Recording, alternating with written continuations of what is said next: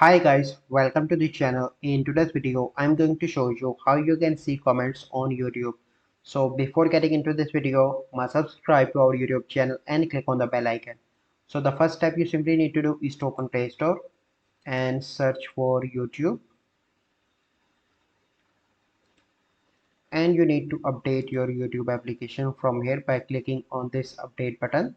So once you've done that, you simply need to go back and open YouTube and click on your profile picture on the top right.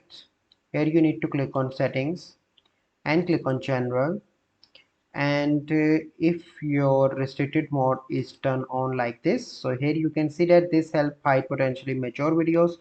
No filter is 100% accurate. This setting only applies to this app on this device. So if your restricted mode is on, your comments are also hidden, so you simply need to turn this off, and after that your issue will be solved. But still, if you are facing an issue, you simply need to open your settings, go into the app management and go into the app list, and here you need to search for YouTube, and you need to clear storage and cache.